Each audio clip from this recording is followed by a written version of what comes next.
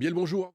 Et encore une fois, merci de suivre les émissions sur les chaînes de l'MBC. Vous êtes en direct dans l'émission Le Mag, en direct sur Cool FM, en direct également sur les plateformes des réseaux sociaux. Et l'émission est aussi enregistrée pour les besoins de la télévision.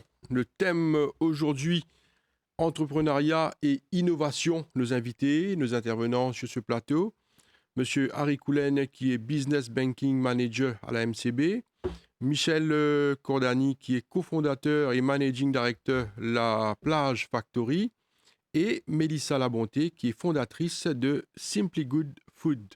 Messieurs, dames, bonjour. Bonjour les amis. Merci d'avoir accepté notre invitation pour cette émission. On va parler de choses vraiment intéressantes ce matin. Entrepreneuriat, innovation. On va commencer avec Michel Cordani, cofondateur et managing director de la Plage Factory, je viens de le dire. Alors, c'est quoi la Plage Factory, Michel Cordani? Merci d'abord de nous permettre de parler de ces sujets. Je suis passionné de ça, entrepreneuriat, innovation. Donc la Plage Factory, c'est un incubateur de start-up agréé par l'agence d'innovation, MRIT, qui a été créé il y a à peu près 7 ans, à l'occasion d'un dispositif de partenariat public-privé qui est, je tiens à dire, très bien fait, qui permet à l'État d'accompagner par délégation de services publics des entités privées à but non lucratif pour aider elles-mêmes les entrepreneurs innovants. Alors, on voit qu'il y a un partenariat avec Harry Coulen, qui est là également, qui représente la MCB dans ce partenariat. Pourquoi est-ce que c'est important, l'aspect partenariat? Ah mais alors, dans le monde de l'entrepreneuriat, les partenariats, c'est absolument essentiel. On ne peut pas faire les choses, on ne peut pas tout faire tout seul, déjà à titre individuel, mais en tant qu'organisation, c'est exactement la même chose. En général, on doit se concentrer sur ses points forts et trouver des partenariats plus ou moins stratégiques avec d'autres parties prenantes qui vont faire les pièces qu'on ne peut pas faire ou qu'on ne sait pas faire. Et dans le cadre de notre partenariat à nous, il se trouve que nous avons un intérêt commun qui est de développer l'entrepreneuriat. On le fait de manière différente. Nous, côté incubateur, on le fait plutôt sur l'angle innovation, et côté banque, support pas que financier, mais sur la mise en réseau. Et donc, à la fois cette mise en réseau, cette mise à disposition de ressources, certaines sont payantes, certaines sont gratuites. D'ailleurs, ça fait partie de l'essence du partenariat.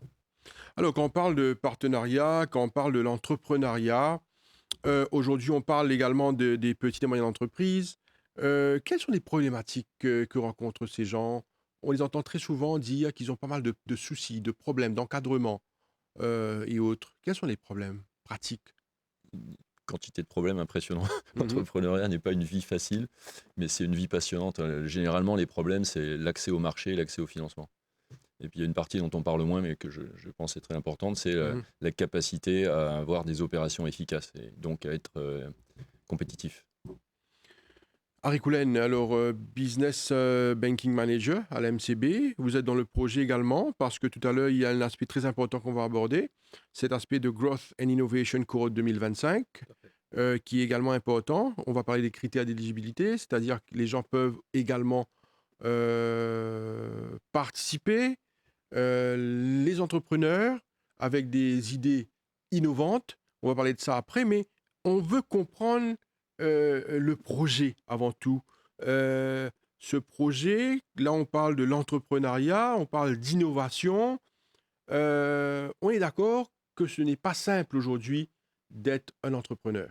Tout à fait. Merci pour me donner l'occasion de m'expliquer et expliquer surtout notre présence ici. Au fait, aujourd'hui, c'est vrai que je suis Business Banking Manager, mais ici, aujourd'hui, je vous parlerai beaucoup plus du Beyond Banking. Mhm, Je vous parlerai surtout de notre rôle qu'on joue à travers notre plateforme qui est Punch by MCB. mhm, Donc, cette plateforme qu'on a créée à travers notre philosophie Local is Beautiful. mhm, Pourquoi on a créé? On a créé justement pour les entrepreneurs, pour cette communauté d'entrepreneurs. mhm, Là, je retire un peu le chapeau du banquier et je vous parlerai sur tout ce qu'on fait en dehors de la banque, beyond banking. mhm. D'où le partenariat avec la plage et beaucoup d'autres stakeholders dans cet écosystème des petites et moyennes entreprises à Maurice.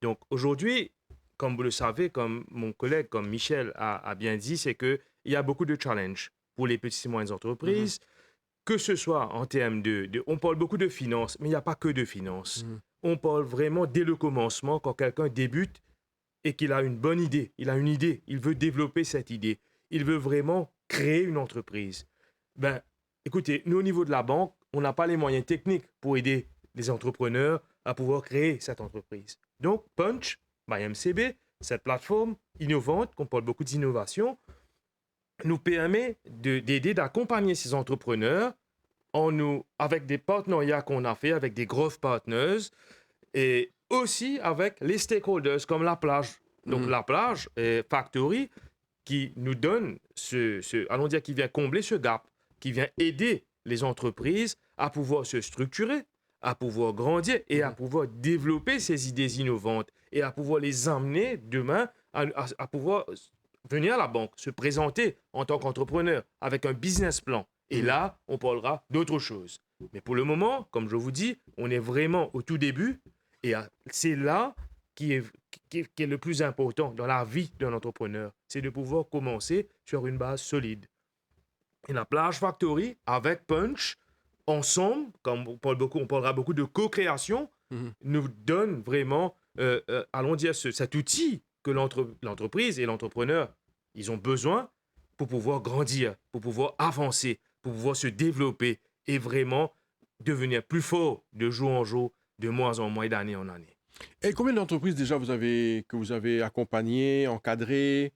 Écoutez, si je vous dis, je me focalise surtout sur Punch by MCB. Aujourd'hui, on est à plus de 3400 entreprises qui sont déjà sur Punch by MCB.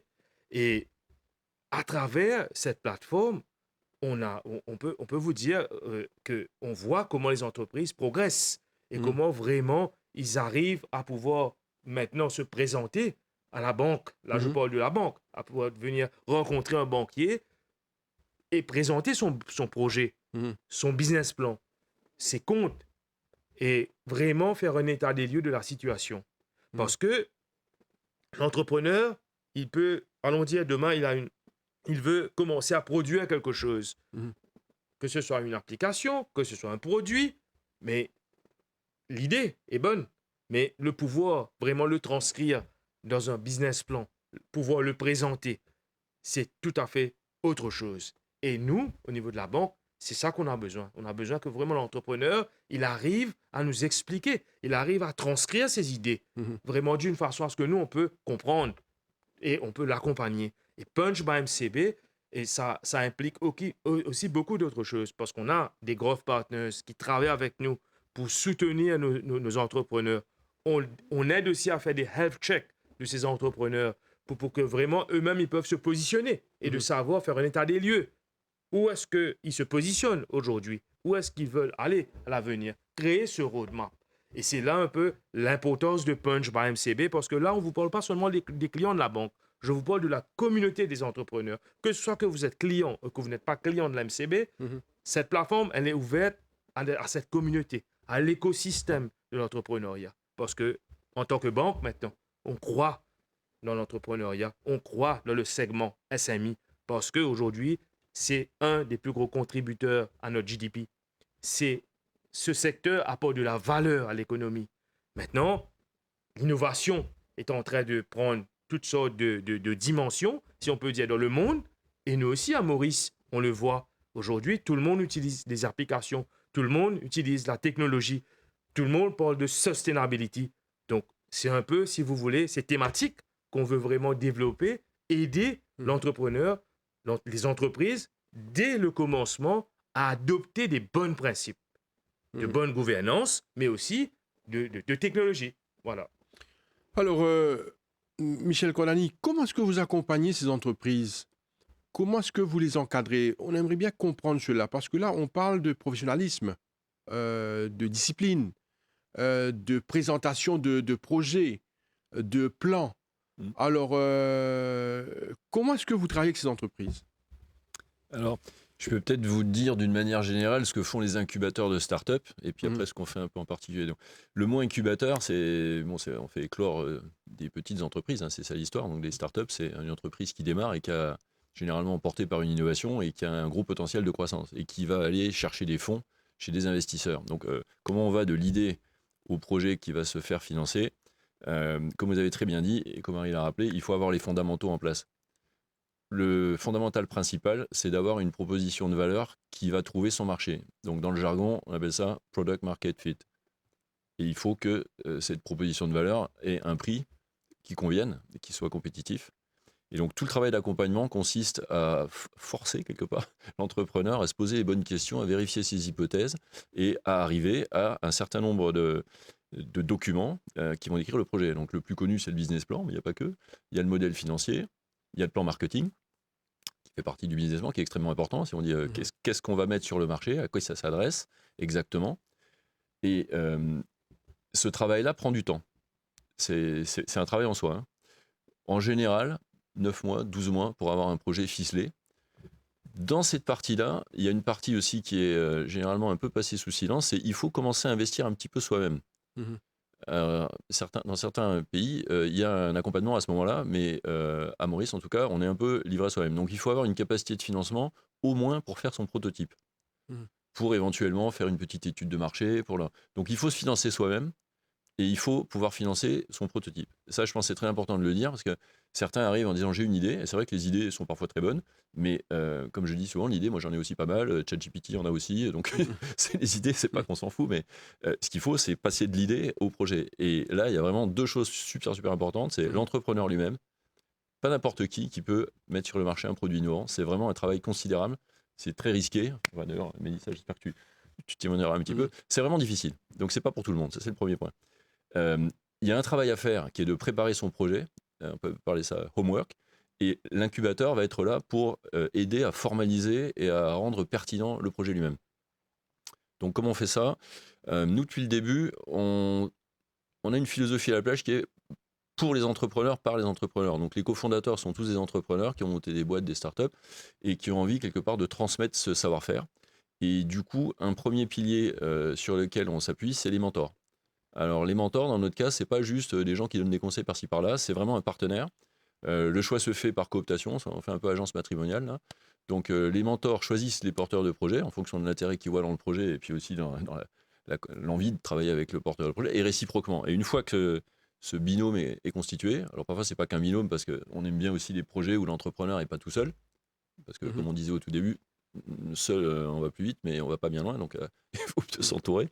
Donc ça, c'est le premier point. Et le deuxième point, c'est l'innovation. Alors, l'innovation, c'est pas l'alpha et l'oméga du business. On peut faire un business tout à fait profitable sans être particulièrement innovant, il y en a plein. Mais dans les incubateurs de start-up, en général, on parle d'innovation. On cherche à résoudre des problèmes si possible pertinents. Alors, on aime bien la philosophie à la plage Tech for Good, c'est-à-dire que la technologie soit un moyen au service de résoudre un problème qui est pertinent pour la planète, pour les gens en général. Et une fois qu'on a dit ça, il faut modéliser ce projet-là, il faut trouver le product market fit, il faut définir ce qu'on appelle le MVP. Il y a pas mal de jargon dans le monde des startups, donc minimum viable product, mais c'est un très bel acronyme ça. Il faut mettre sur le marché le plus petit truc qui va se vendre. Pourquoi ? Parce que la plupart du temps, on est assez désagréablement surpris. C'est pas exactement ça que les utilisateurs veulent, ou le prix est pas bon, ou la concurrence réagit. Et donc, il faut pas surinvestir au départ. Il faut aller assez rapidement mettre sur le marché sa solution et la tester. Et c'est seulement avec la friction des utilisateurs que l'entrepreneur peut améliorer son offre jusqu'à ce qu'on trouve ce petit point magique où quelque part ça va se vendre un peu tout seul parce que on a rencontré son marché. Donc ces deux points-là sont très importants. Le troisième point, c'est la communauté. Ça, c'est vraiment important. Moi, je suis toujours très, très agréablement, alors plus surpris maintenant, mais j'étais agréablement surpris au début de voir à quel point il y a un appétit d'échange, de collaboration, de discussion sur les pratiques, de se transférer les bons tuyaux, et puis peut-être tout simplement psychologiquement de voir qu'on est une communauté d'humains en train d'être dans la même galère quelque part. On doit ramer contre le courant jusqu'à trouver le petit fleuve tranquille du product market fit. Donc c'est ça l'histoire. Mélissa Labonté, fondatrice de Simply Good Food. Alors, on va essayer de comprendre ce que vous faites parce qu'en fait, vous avez bénéficié de l'encadrement, de ce qu'on est en train de parler aujourd'hui. Vous avez, à ce que j'ai bien compris, votre projet est un projet innovant. Alors, dites-nous ce que vous faites. Oui, tout à fait. Donc, Simply Good Food, ça va faire bientôt 4 ans que nous sommes là. C'est une plateforme de commande en ligne et de livraison, donc de restaurateurs à particuliers. Tout ça cadré dans des logiciels pour que tout se fasse en ligne et justement le mot innovation, mais vraiment aller dans ce sens. Donc 4 ans, d'où 2 ans qu'on fait partie justement de la Plage Factory. C'est vrai, je rejoins beaucoup Harry et Michel sur ce qu'ils ont dit, sur le parcours d'entrepreneur. Quand on se lance au début, on se retrouve à gérer plusieurs choses, parce que c'est bien d'avoir une idée, Mhm. mais de l'idée à l'exécution ou même à faire que ce soit opérationnel et même rentable à un moment, c'est vrai que le parcours peut être difficile quand on se retrouve tout seul. Simply Good Food, on a rejoint la Plage Factory, ça fait 2 ans Mhm. notamment, donc à être incubé, c'est-à-dire donc rejoindre l'écosystème qui permet grâce au mentorat, au networking, de déjà voir les choses différemment parce Mhm. qu'on se rejoint, on est souvent face à soi-même quand on est Mhm. entrepreneur.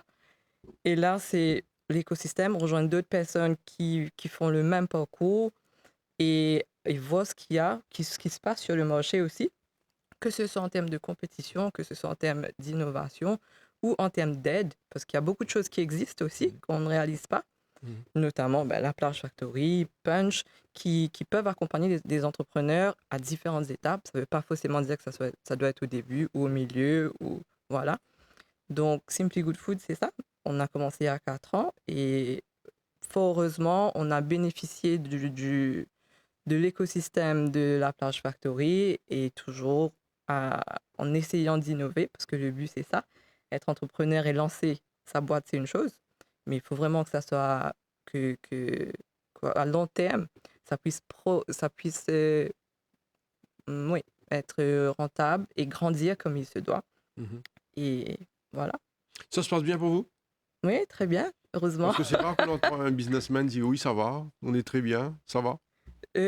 Disons qu'au bout d'un certain de 4 ans, Mhm. il y a beaucoup de hauts et beaucoup de bas. J'ai Oui, même pris des vacances. J'ai finalement pris des vacances au bout de 4 ans. ok. Oui, tout à fait. Mhm. Mais oui, ça fait... Honnêtement, c'est l'expérience. Mais moi, j'encourage ceux qui ont une idée et Mhm. qui veulent vraiment se Vous encouragez lancer. les gens à Ah oui, entrer j'encourage. Oui, à faire des PME, à faire des petits oui, business? tout à fait. Mhm. Tout à fait. Les gens ont peur, vous savez, Et je comprends. Mhm. Et mais moi, je pense même à de mes se lancer. débuts. Oui, je Mhm. pense même je dis un truc tout simple, c'est l'enregistrement de la compagnie. Mais même au début, ça peut être... c'est Mhm. pas, ça, c'est un fait, c'est que c'est pas bien cadré. Il n'y a pas forcément les informations où il faut, Mhm. etc. Donc, quand on se retrouve face à soi-même, essayer de lancer une boîte, je comprends qu'on se pose On se beaucoup de pose des questions. questions. Ça Ah va oui, marcher, ça va pas marcher. tout Il à y a fait. des gens qui vous encouragent, d'autres qui vous découragent. Mhm. Oui. Alors vous êtes passé par là aussi? Ah oui, tout à fait. Mhm. Je suis... Et comment vous avez fait à ce moment-là? Vous faites le choix? Vous faites le bon choix? Déjà, je suis une personne qui persiste bien dans tout ce qu'il faut. Ok. Donc, je pense Mhm. que, encore une fois, si on pense qu'on a une idée, une bonne idée, c'est vrai que des fois, nous, on se dit, moi, j'aime bien ça, mais une idée qui peut être bénéficiale, en tout cas, pour tout le monde, pour la société, que les gens vont aimer, il Mhm. faut se lancer. Et si on a vraiment peur, il faut justement, je pense, euh, approcher tout ce qui est ou la Plage Factory ou d'autres associations qui existent aussi, Mhm. qui sont là pour aider les entrepreneurs justement à faire le pas de se dire j'ai une idée, mais maintenant je fais comment? Mhm. Donc, c'est vrai qu'il y a beaucoup de problématiques et il y a beaucoup de choses qui viennent. On se retrouve, moi je disais, je me retrouve à un moment, j'étais comptable, réceptionniste, enfin j'étais tout en même temps, Mhm. mais vraiment avec plaisir. Mais c'est vrai qu'on est cadré et même en termes de networking, quand on rejoint des personnes qui vivent la même chose, on se dit, OK, on n'est pas seul et on a envie de persister. On se dit, on continue. Il y a beaucoup de personnes qui nous écoutent, d'autres qui nous regardent aussi. Ce que j'allais vous demander, quand on parle de projets innovants, quels sont ces projets innovants pour éclairer tous ceux qui nous suivent là? Qu'est-ce que Allez-y. l'innovation? Mhm. Vas-y, Michel. Tous les projets sont Tant que t'es innovants, pas n'est-ce pas? l'expert. Il y en a qui sont C'est pas... toi l'expert. Je suis supposé prendre la question. Allez-y. Alors, l'innovation, il y a plein de... C'est un champ de recherche intéressant, hein, donc il y a beaucoup de jargon et de définitions et autres, mais on peut être un peu pragmatique. Déjà, il faut distinguer innovation et invention. Je crois que c'est vraiment bien important. Il ne faut pas imaginer que l'innovation, c'est forcément quelque chose qui n'existait pas et qui va sortir de manière extraordinaire, comme après un prix Nobel, des choses genre le laser, la fusion nucléaire, des choses comme ça. Bon, ça existe, hein. Les inventions pures, c'est très très rare. L'innovation, c'est pas ça. L'innovation, c'est la capacité de mettre quelque chose de nouveau sur le marché. Et l'aspect nouveau peut être assez varié en fait. Ça peut être le produit lui-même qui est nouveau, ça peut être la manière de le commercialiser. Par exemple, les premiers qui ont commercialisé des téléphones portables avec quasiment un dollar symbolique, et puis ensuite c'était de l'abonnement, donc c'était une forme d'innovation. Dans le marketing, des gens qui innovent dans la manière dont ils approchent les clients. Il y en a qui le font dans le service client, ils se différencient comme ça. Certains le font dans les opérations, une nouvelle manière de produire. Donc, il y a vraiment beaucoup d'aspects dans l'innovation. Mais ce qui est généralement admis, c'est que c'est difficile de rester compétitif si on ne cherche pas justement ces différents aspects d'innovation. Alors dans le monde des startups, généralement, c'est vrai que ce qu'on appelle l'innovation, c'est plutôt le produit qui va être nouveau, différent, répondre à un besoin qui n'est pas satisfait. Donc en clair, il n'y avait pas de produit, mais il y avait un marché latent. Ça, c'est le Graal, hein, c'est d'arriver avec quelque chose que les gens attendent, mais personne ne l'avait fait avant vous. Mais c'est pas le plus facile, puisque, comme on dit souvent, si personne ne l'a fait, c'est peut-être qu'il n'y a pas de marché, ou que c'est trop cher, ou que les gens ne sont pas prêts à payer, sont intéressés, mais ne sont pas prêts à payer. Mais il y a aussi toutes les autres formes d'innovation qu'on voit sans arrêt. Il y a plein d'innovations à Maurice, si on regarde. Et donc, ça, c'est un très bon exemple. Simply Good Food, si on dit... Alors, parfois, on nous demande à l'incubateur, ah ouais, mais si le truc existe déjà à l'étranger, est-ce que ça va être une innovation? Mais je dis, ça dépend. Si c'est juste importer un produit, non. Mais si c'est mettre sur le marché un produit d'une certaine manière qui va ressembler, mais qui va être produit localement, c'est une forme d'innovation, c'est certain. Donc, la livraison de nourriture de qualité, peut-être l'aspect de qualité, ça peut être considéré comme un point de différenciation, mais même si on oublie ça, livrer de la nourriture, on ne peut pas dire que c'est une innovation au niveau mondial. Mais à Maurice, le faire de manière fiable, bien, à prix abordable, là, je crois qu'on peut parler d'innovation. Mélissa, la bonté, comment vous le faites, hein? Expliquez-nous. J'aimerais bien voir l'aspect innovation de ce que vous faites. Qu'est-ce que vous faites? Dites-nous Ok. Donc, comment ça se passe? le mécanisme. Le mécanisme, tout à fait. Comment ça se passe? Donc, il y a grosse opération derrière quand même. J'aime beaucoup, on a beaucoup la discussion, je pense, avec Michel dans l'innovation, parce que c'est vrai qu'en pas d'innovation, on pense vraiment que c'est quelque chose qui n'existait pas, voilà, et c'est maintenant qu'on vient et qu'on enclenche la machine. C'est vrai que la formule de food delivery, ça existe dans le monde, ça fait des années.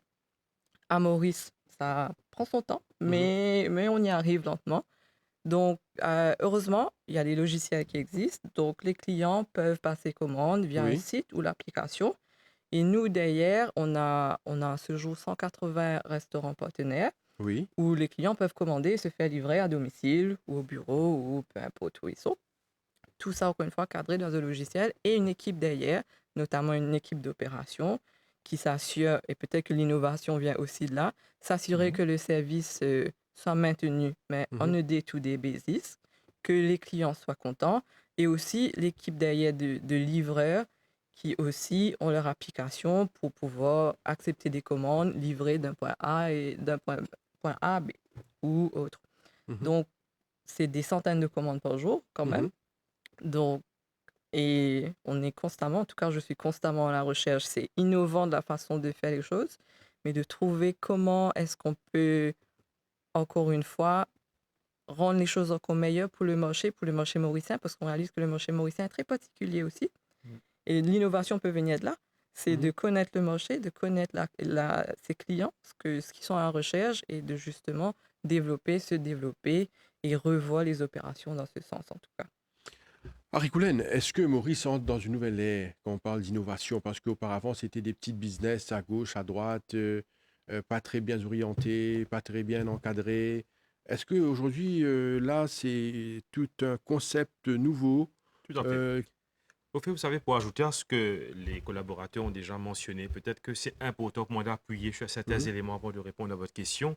Michel a mentionné quelque chose qui est très important. Comment nous, les banquiers, on regarde un peu l'innovation, si vous voulez. Quand on dit innovation, on a tendance à l'associer directement avec la technologie ou les applications. Oui. Mais il n'y a pas que ça. Aujourd'hui, quand vous regardez, allons regarder les problématiques du pays, du point de vue économique. On va parler d'économie. Aujourd'hui, on a une balance de paiement, on a une grosse facture d'importation. on importe presque tout. Tout. Aujourd'hui, quand on regarde de l'autre côté, les produits qu'on est en train de produire, même si c'est pas beaucoup, mais c'est de la qualité. Mhm. Tout ce qu'on achète, on regarde la boîte, on voit normes européennes. Mhm. J'ai rien contre. Mais c'est aussi très bien de voir, quand on regarde un produit local, on voit par exemple Made in Maurice. Mhm. Nous aussi, on a notre label. Mhm. Pourquoi est-ce qu'on a ce label et pourquoi est-ce que j'invite les entrepreneurs à vraiment être innovants et à développer, à produire et à aspirer eux aussi à avoir le label et à aller vers Made in Maurice pour que demain, eux aussi, ils peuvent venir non seulement produire pour nous localement, mais aller vers l'exportation. Aujourd'hui, on a tendance maintenant, quand on parle de production, à copier, à dire mais ça a marché dans tel pays, mais pour nous aussi, ça va marcher. Michel l'a mentionné. Il a raison de dire ça. C'est pas nécessairement vrai. Parce que quand on commence quelque chose, il faut vraiment faire cette étude de marché et mettre le client au centre. Comprendre vraiment quel est le besoin sur notre marché. Parce qu'on a nos réalités, on a notre culture locale. Et s'adapter par rapport à cela. Parce que quand on présente le produit, Michel a parlé de minimum viable product un peu plus tôt. Qu'est-ce qu'on veut? On veut vraiment que ce produit, c'est un produit que les gens recherchent, que les clients, ceux qui vont acheter vont trouver ce produit-là bon et vont le consommer et vont vouloir acheter encore. Donc, c'est pour ça qu'on parle de minimum viable product. C'est pas, allons dire, on ne conseille pas de commencer et d'aller vraiment à grande échelle d'un seul coup. C'est le challenge qu'on retrouve beaucoup, c'est les fonds propres. OK? Donc, au départ, on commence avec un fonds propre assez minimum pour reach ce minimum viable product. Et là, on est dans du test and learn. On va le improve, on va l'améliorer, on va le façonner de façon à ce que demain, ce produit présente vraiment tous les éléments que les clients locaux ou internationaux recherchent. Donc, pour nous, l'innovation, on le regarde aussi de cette façon. Vous voyez? Donc maintenant, pour en revenir, actuellement, qu'est-ce qu'on voit? Oui, effectivement, c'est qu'il y a beaucoup de développement. On est dans cette période de transition, si on peut dire. C'est qu'on bouge beaucoup du manuel au digital, par exemple. Aujourd'hui, quand on parle de, par exemple, moi je vous dirais, par exemple, Punch by MCB, ben, qu'est-ce qu'on est en train de faire aussi? C'est donner cette visibilité à ces entrepreneurs d'une façon digitale. Auparavant, on parlait beaucoup de presse, de papier, mais aujourd'hui, le reach, le hit que l'entrepreneur peut faire à travers des plateformes qu'on le fait, nous, gratuitement, à travers Punch by MCB, c'est créer cette visibilité, l'aider vraiment à être visible et à pouvoir se présenter, à pouvoir présenter son produit. Et ça, c'est vraiment quelque chose qui aide l'entrepreneur à se faire connaître et à faire connaître son produit aussi. Donc voilà un petit peu si vous voulez. Donc oui, on est en transition, oui, on est en train de changer, oui, on est en train de bouger et on ne peut pas rester dans le même processus, dans le même système qu'on fonctionnait 10 ans, 15 ans de cela. Aujourd'hui, on parle beaucoup de operational efficiency. On veut faire plus avec moins de ressources. C'est ça le but. Pourquoi? Parce qu'on doit, je ne dis pas qu'on veut, on doit être profitable. Si demain on veut grandir, si on n'est pas profitable, on ne peut pas grandir. Les portes ne vont pas s'ouvrir si on n'est pas profitable. Pour être profitable, bien sûr, il faut être discipliné. Comme nous aussi, on adopte une approche discipline. On est vraiment très méticuleux dans notre approche, nous en tant que banquier. Là, je vous parle de la banque. Bien sûr. Mais qu'est-ce qu'on espère voir de l'autre côté? Quelqu'un qui est on top, qui est passionné avec son entreprise, on top, qu'il est innovant, mais il est aussi discipliné.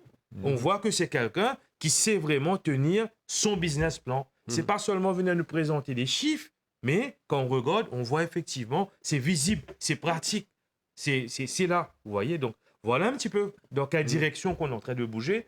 Et si on ne bouge pas, si on reste sur les mêmes principes de l'époque, nos marges vont se diminuer. On ne va plus être compétitif parce qu'il ne faut pas oublier, comme je disais plus tôt, on a toujours ces importations qui viennent, ces produits de substituts qui sont là et qui vont être tout le temps très, très compétitifs par rapport à ce que nous, on produit. Mais où est-ce que nous, on peut capitaliser? C'est sur notre qualité, notre savoir-faire local, notre façon d'être innovant. Vous voyez? Ça, c'est les valeurs qu'on a. C'est nos forces. Et ça, aujourd'hui, je sais que les entrepreneurs nous écoutent, et moi, je les conseille, je les recommande. Il faut qu'ils croient vraiment dans leur projet. Il faut qu'ils soient vraiment eux-mêmes convaincus dans ce projet pour qu'ils arrivent à convaincre l'écosystème, la communauté, la banque, les stakeholders, les partenaires. Et voilà. Michel, est-ce que vous pouvez nous dire, par exemple, quand on parle de projets innovants, quelques exemples pratiques, surtout sur le marché local? Qu'est-ce qui a été innovant dans la pratique? Vous avez certainement encadré pas mal d'investisseurs, de personnes qui ont démarré leur business. Qu'est-ce que vous avez vu, vous? Quelques exemples pratiques que les gens comprennent quand on parle de projets innovants. Quels sont ces projets? Ils sont tous innovants. Alors, on va prendre quelques exemples dans le passé récent et puis des tout frais qui ne sont pas forcément connus mais que je trouve innovants. Donc, un des tout premiers projets qu'on a accompagné s'appelait Roisy. Ce sont des étudiants africains qui étaient venus de l'African Leadership College ici à Maurice et qui, alors même qu'ils n'avaient pas leur diplôme, ont décidé de lancer un business qui était inspiré par un des deux cofondateurs qui avait remarqué qu'en Afrique, les multinationales n'avaient aucune donnée viable sur les marchés. C'est des produits de consommation, les gars, ils ne savent pas. Parce que la distribution est très très informelle. Donc il a eu cette idée finalement assez simple de proposer une application de collecte de données à des gens et c'était son intention de départ. Je me rappelle, il m'a dit ça, je lui ai dit mais tu vas pas faire du fric avec ça, c'est pas un business ça. Son intention c'était de permettre à des jeunes africains d'avoir un peu de revenus.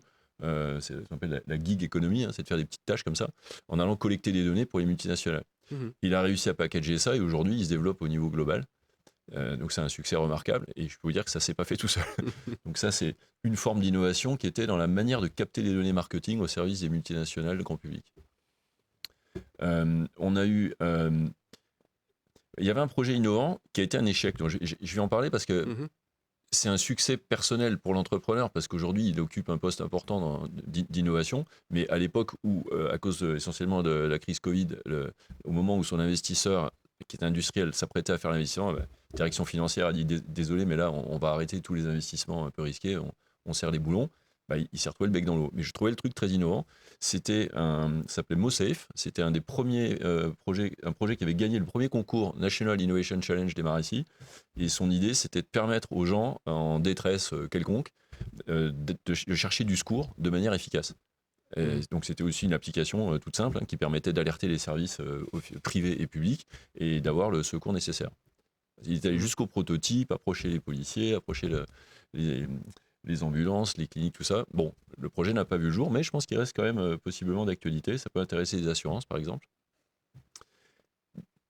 Mélissa, on en a parlé un peu. Je trouve que c'est un projet innovant. Alors j'aime beaucoup parce qu'aujourd'hui, l'appel qu'on fait, c'est aux entrepreneurs qui ont déjà... peut-être que je mentionne ça. Après, je compléterai d'autres projets, mais je ne voudrais pas oublier cette partie parce que c'est important. J'ai démarré l'incubateur avec mes associés dans un mode assez altruiste, c'est vraiment non for profit, je ne me paye quasiment pas. C'est vraiment pour aider les entrepreneurs, mais j'avais une obsession, c'est les startups. Parce que dans mon histoire professionnelle, j'ai fait beaucoup de PME. Et j'ai vu la difficulté, c'est un peu un fourre-tout, on parle de PME, ça veut en fait rien dire. Il y a les créateurs, les petits, les moyennes, c'est très très très différent, plein de secteurs. C'est un monde passionnant, mais très très difficile. Donc là, je me suis dit, à Maurice, on va faire de l'innovation pure et dure, on va faire que de la startup. Et une startup, c'est quoi? C'est un projet innovant avec de l'hyper-croissance qui va chercher des capitaux privés. Pourquoi? Parce que les banques ne jouent pas, c'est beaucoup trop risqué à ce stade-là, donc on va chercher toujours des capitaux privés, business angel, venture capital, ces gens-là, qui parient sur le projet dans le futur et qui acceptent de différer la rentabilité. Donc ils acceptent clairement de creuser des pertes pour créer un marché, en espérant qu'ensuite une part de marché suffisante soit là et qu'on se refait avec la rentabilité, la capitalisation, etc. Donc c'est un sport très pratiqué dans le monde. Par analogie avec, on va dire, c'est les Jeux Olympiques le truc. C'est vraiment un sport d'élite. C'est super, on en parle beaucoup, on voit ceux qui ont levé des fonds, les licornes, les machins. Ça concerne une minorité infime. Et je trouve que c'est très dommage, surtout dans le contexte mauricien et même plus généralement africain, d'essayer de répliquer ces modèles capitalistes occidentaux, parce que ça ne correspond pas aux difficultés, à l'infrastructure, au terrain. C'est même pas forcément souhaitable, je pense, d'une manière éthique. Il y a tellement d'innovation et d'entrepreneuriat qui peut se faire de manière plus raisonnable que juste aller montrer ceux qui ont réussi à lever des fonds, en gros, qui sont dans cette espèce de spirale de la course à la croissance, au profit, et pas forcément toujours au profit d'ailleurs. Donc, je me suis un peu dispersé là-dessus. Donc ça, c'est pour parler des startups. Alors, j'ai décidé de changer de stratégie complètement et de se dire, puisque c'est si difficile de réussir dans notre environnement à lever des fonds pour se déployer à l'international comme start-up, peut-être qu'on peut chercher des projets innovants parmi des entrepreneurs qui ont déjà la compétence business. Donc, ils ont déjà roulé un business. Ils savent ce que c'est, comme dit ça. Ils ont une entreprise qu'ils ont créée, qui fonctionne. Mais peut-être, ils n'ont pas le savoir-faire pour mettre sur le marché une innovation, qui peut être une variante de leur projet, ou une nouvelle ligne de produit, ou même un nouveau business. Mais ils partent pas à zéro, parce qu'ils savent ce que c'est que aller chercher des fonds, d'avoir un compte de résultats, d'avoir un comptable, de déclarer à la MRA, d'avoir toutes ces licences en herbe. Il y a tout un administratif là qu'on découvre, hein, t'as dû apprécier ça. et aussi gérer les ressources, les employés, les partenaires, le juridique. Donc quand on a fait tout ça et qu'on a réussi à faire quelque chose qui tourne, je pense qu'on a une solidité particulière. Et que rajouter de l'innovation là-dessus, c'est peut-être probablement plus facile. Donc aujourd'hui, là, ce qu'on cherche, c'est des projets innovants portés par des entrepreneurs qui savent déjà faire ça. Dans ce moment, on va parler de Growth and Innovation Cohort pour 2025. C'est important de parler de ça. Mais avant cela, dites-moi, Harry Cullen a parlé de Made in Maurice ou Made by Maurice. Alors, est-ce qu'aujourd'hui, les gens comprennent, les Mauriciens ont compris qu'il faut consommer mauricien, acheter mauricien? Est-ce que cette mentalité a évolué? On va chercher à acheter les produits qui nous viennent de l'étranger, à toujours aller voir qu'est-ce qu'on importe. Est-ce qu'il y a un changement? Est-ce que les gens comprennent que c'est important d'acheter tout ce qui est mauricien? Écoutez, moi je vous dirais, je vous parle par expérience, parce que on a des clients, nos clients, les entrepreneurs, les PME qui produisent, et je peux vous dire qu'aujourd'hui, quand je regarde par exemple les résultats, ça démontre que effectivement il y a du succès. Oui, on est encore peut-être un peu bas, on peut faire beaucoup plus, mais ça monte en puissance. Aujourd'hui, il y a beaucoup d'encadrement sur le marché. Aujourd'hui, la Plage Factory et autres font un travail extraordinaire. Aujourd'hui, l'écosystème des PME, c'est en train de se développer. Et cela étant, on espère à l'avenir voir beaucoup plus de produits mauriciens dans les supermarchés, sur le marché en général. Mais il est important de noter que, effectivement, aujourd'hui, le Mauricien, il a tendance aussi à considérer qu'est-ce qui est fait localement. Comme je vous parlais de label, parce qu'aujourd'hui, pour pouvoir adhérer à Made in Maurice, c'est vraiment quelque chose d'extraordinaire, parce que vous démontrez que vraiment, cette qualité qu'on recherche, c'est là, c'est présent. Voyez? Donc, le Mauricien, bien sûr, comme tout le monde, quand on achète quelque chose, we are looking for value for money. We want quality, right? Donc, aujourd'hui, quand vous regardez, donc, le comportement des Mauriciens, c'est que s'il voit effectivement qu'il y a des produits mauriciens, ben, il va acheter. Mais c'est pour ça que je vous ai parlé de visibilité. Il faut, pour faire cela, que l'entrepreneur qu'il soit visible, qu'il soit vraiment présent là où il faut être présent. Par exemple, vous voyez, et là, on parle d'innovation. L'innovation, aujourd'hui, permet à ces entrepreneurs d'être plus visibles et de démontrer que vraiment les produits et les services qu'ils sont en train d'offrir, ben c'est vraiment c'est de la qualité. C'est très bon à prendre, vous voyez. Donc oui, il y a effectivement un changement de ce comportement. Et quand je vous parle de cela, je ne vous dis pas ça comme ça, je vous parle en me basant sur le data. Donc en me basant sur les chiffres. Parce que l'évolution de nos entrepreneurs, ben, ça se voit aujourd'hui, vous voyez. Je vous rappelle que nos invités, nos intervenants sur ce plateau, Harry Cullen qui est Business Banking Manager à la MCB, Michel Cordani qui est cofondateur et Managing Director de la Plage Factory et Mélissa Labonté qui est fondatrice de Simply Good Food. Le thème c'est entrepreneuriat et innovation. Alors, Growth and Innovation Cohort 2025, allez-y. Expliquez-nous. Vas-y, Michel. Bon, Growth and Innovation, on aurait pu mettre Growth by Innovation d'ailleurs, mais l'idée c'est de faire de la croissance économique, de créer de l'emploi et d'avoir des entrepreneurs heureux, de faire du profit, d'avoir des employés satisfaits, tout ça. Et on met l'innovation au centre de tout ça, parce que comme on se disait tout à l'heure, on se dit probablement que Maurice est à un tournant et que revitaliser l'entrepreneuriat, redonner envie aux gens d'innover, d'y aller, de travailler, et ça serait intéressant. Et donc, c'est ce que je disais tout à l'heure. Là, pour la prochaine cohorte de ce programme d'accompagnement, on se dit qu'on va prendre des gens qui ont déjà une expérience du business, pas forcément des gros business, hein, donc des small business, mais ils ont déjà fait ça. Et si ils ont un projet innovant, alors on va les aider ensemble à le mettre sur le marché et à faire des exemples réussis. En fait, ce serait ça l'ambition finalement. Ça serait d'avoir, dans un temps assez court, mettons d'ici la fin de l'année 2025, des nouveaux projets, donc les minimum viable products, qui auraient été financés et qui seront sur le marché et qui vont trouver leur marché. Mhm. Alors, comme je disais tout à l'heure, startup c'est une élite, mais les gens qui ont monté un business et qui sont capables d'avoir un projet innovant et de le mener à bien, etc., ça reste quand même une forme d'élite. Mais c'est une élite plus ouverte. Et donc, je suis persuadé qu'à Maurice, aujourd'hui, là, comme on se parle, il y a des gens qui nous écoutent qui vont se reconnaître là-dedans. En tout cas, j'espère. Ou si c'est pas eux, qui connaissent quelqu'un dans leur entourage qui aurait peut-être cette idée, mais qui pourrait se dire ah mais je sais pas trop, est-ce que ça va marcher. Et donc, de venir proposer ce projet. Voir, alors ça va être sélectif bien sûr, hein, on va sélectionner sur des critères, il faut que ça soit innovant, il faut qu'il y ait une capacité à faire, mais on voudrait en accompagner 12 et à partir de mars, leur faire le cycle qu'on fait d'habitude de manière très réservée aux start-upers et de les accompagner à la définition du produit, la recherche du product market fit qui est si important, le plan de déploiement, les modèles financiers et aller les mettre en position de bankability, donc de pouvoir aller présenter ce projet à un banquier et que le banquier soit content de le financer. Ou au venture capital s'ils ont une ambition et une capacité à aller dans la catégorie start-up. Alors, je m'adresse là à tous ceux qui nous suivent, qui suivent l'émission. Alors, quand on parle de ce projet Growth and Innovation 2025, qui sont ces gens qui peuvent être intéressés, qui peuvent faire leur application et comment le faire? Donc, déjà, comme je vous parlais, moi, en fait, de notre côté, nous, cette partenariat qui est fait à travers Punch by MCB, comme je vous disais un peu plus tôt, notre plateforme, it's open, c'est ouvert pour les clients et les non-clients aussi de la banque. Et ben nous, tous les membres de notre communauté Punch, ben, on les invite et on les ramène, si vous voulez, vers la plage.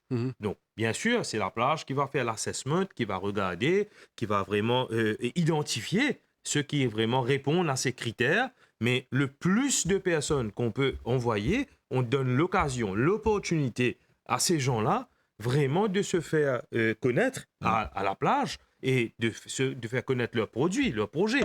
Et voilà, donc c'est dans cette direction, dans cette démarche que nous, notre message, c'est vraiment d'adhérer. Et parce que c'est une plateforme qu'on a fait gratuitement, donc d'adhérer à la plateforme de façon à ce que vous pouvez, vous aussi, être parmi ce cohorte qu'on va présenter à la Plage Factory. Michel Cordani, sur cette plateforme, s'enregistrer, participer à ce cohorte 2025, Growth and Innovation, qu'est-ce que ça va apporter? Qu'est-ce que ces gens-là vont bénéficier? Les gens sont toujours intéressés à savoir, oui, on veut bien, mais qu'est-ce qu'on gagne? Surtout quand on est business-minded et qu'on veut toujours voir son intérêt. Alors je vais commencer par ce qu'ils ne gagnent pas, parce que certains viennent en pensant que c'est ça qu'ils vont gagner, mais non, il n'y a pas d'argent gratuit, donc ce n'est pas du financement. Hein, parce que je dis, j'ai une idée, donnez-moi de l'argent et on verra ce qu'on va voir. C'est pas ça. Ça, c'est pas ça. Hein. Ok. Donc ce qu'ils vont gagner. C'est bien clair là-dessus. Non, je pense que c'est important, parce que mettre les pendules à l'heure.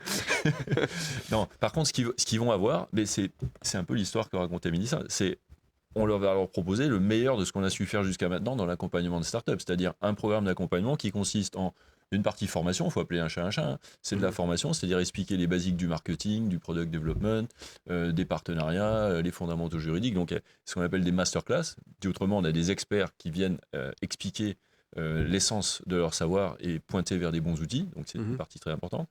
On a une méthode d'innovation, puisqu'on parlait de mettre en place un projet innovant, pour modéliser le product market fit, c'est-à-dire de vraiment c'est une méthode très bien faite qui s'appelle Vianeo. C'est une plateforme, c'est une innovation elle-même. Au départ, c'est une approche scientifique, hein, de se dire comment on fait de manière scientifique une innovation qui va fonctionner commercialement. Et la plateforme permet, pas à pas, de se poser des questions. C'est vraiment des questions. Hein. Quel est votre projet? Quels sont les demandeurs? Quels sont les problèmes qu'ils rencontrent? Quelle est la concurrence? C'est évidemment plus fin que ce que je dis. Et on fait un 360 sur le projet jusqu'à ce qu'il y ait une conviction qu'au moins sur le papier, ça tient la route. À ce moment-là, l'entrepreneur va, accompagné par son mentor, investir un petit peu sur un prototype et le frotter. Alors on fait des exercices classiques, hein, faire venir des clients potentiels, des utilisateurs potentiels, voir si ça marche. jusqu'à ce que finalement vous ayez à la fois un projet viable, un prototype qui a l'air d'avoir une première réponse positive, et que vous êtes en mesure, comme disait très bien Harry tout à l'heure, d'être solide devant un banquier ou un investisseur privé pour dire bah, voilà, j'ai besoin d'argent pour mettre ça sur le marché. Donc ce qu'ils vont avoir, c'est tout ce savoir-faire d'accompagnement pour minimiser les risques et maximiser les chances que le produit soit viable. Mélissa Labonté, qu'est-ce que vous avez à dire à ces personnes qui peut-être voudraient s'enregistrer, voire participer à ce projet? Vous les encouragez? Oui, tout à fait. Et pourquoi? Je pense déjà pour rejoindre ce que Harry et Michel, ils ont les deux dit, de la partie, qu'on le veuille ou pas, on se dit à la partie finance, ça peut bloquer les gens, ça peut, et d'entendre que oui, avoir un bon business plan, être conscient et d'être confident, que vraiment confiant que l'idée qu'on a ramène, c'est de la valeur ajoutée, que ça peut changer beaucoup de choses et de ne pas avoir peur, de ne pas s'arrêter à des points, ah, comment je fais ça, comment je fais ci, mais vraiment de se lancer et de ne pas avoir peur d'être encadré dès le début, comme par exemple la plage, où vraiment on va faire face à on va se retrouver en face de plusieurs questions, on aura beaucoup de mal à répondre soi-même. Mm. Intégrer la plage, justement, fait que on se retrouve face à d'autres personnes qui vont nous guider, qui vont nous permettre de répondre à plusieurs questions et même avoir des questions qu'en fin de compte, à la base, on se posait même pas. Donc, vraiment, être vraiment confiant que son idée, c'est une bonne idée, de ne vraiment pas hésiter et d'utiliser tout ce qu'il y a comme aide autour, parce que je répète encore une fois, c'est vrai que c'est difficile, c'est vrai qu'il y a la partie finance, c'est vrai qu'il y a la partie innovation, c'est des termes qui, voilà, et ça peut bloquer beaucoup de personnes en fin de compte. Et il faut seulement commencer et ne pas hésiter à demander de l'aide et de se dire qu'on ne connaît pas tout. Et tout vient des masterclass, de com, de marketing, de RH, de tout ce qui vient avec. De ne pas s'attendre à se dire que oui, il faut que je commence, il faut que je sache déjà tout. Si on ne sait pas tout, c'est pas un problème. C'est very steep learning curve. On apprend beaucoup et de se lancer. Mélissa Labonté, bien souvent, les entrepreneurs croient que le plus important, surtout quand ceux qui démarrent, le plus important, le tout, c'est l'argent. Il faut avoir de l'argent pour démarrer. Tout tourne autour de l'argent. Est-ce que vous êtes d'accord avec ça, vous? Question d'argent. Je ne suis pas forcément d'accord là-dessus, mais la réalité des choses fait que c'est un point quand même très, très important. Donc, ça peut être le frein, ça peut définitivement être le frein à une idée, mais très bien, et tout ce qui va avec. Donc, l'argent, oui, parce qu'à un moment, au tout début, surtout, ça va être des fonds propres, des fonds personnels. Ça va être, je ne sais pas si ça va être des amis ou des parents ou autres qui vont aider. Donc,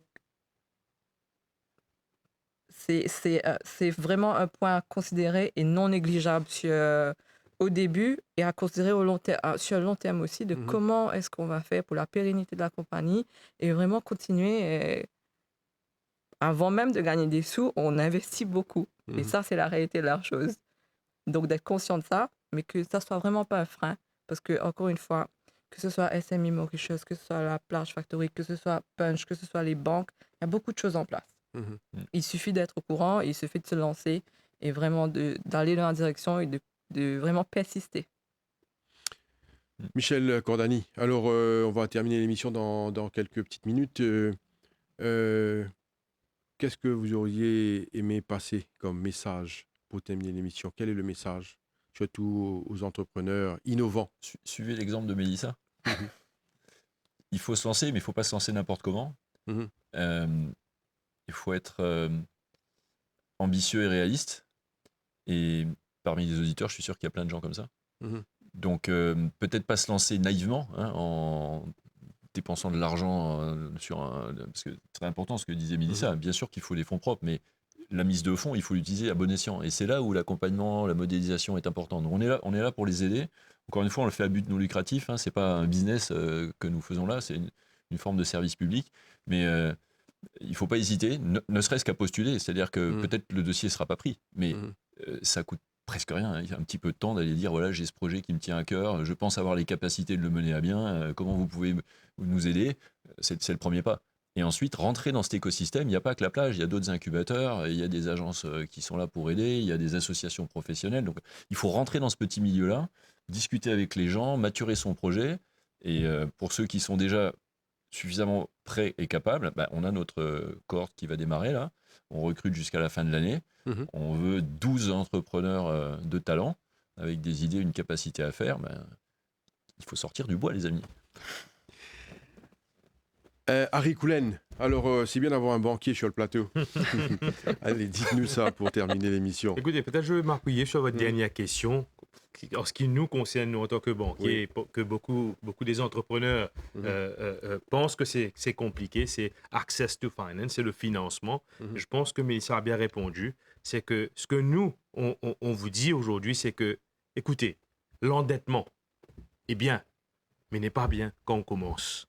Parce que n'oubliez pas, quand vous prenez un loan ou un nouveau draft, automatiquement, il y a un remboursement qui commence. C'est sûr.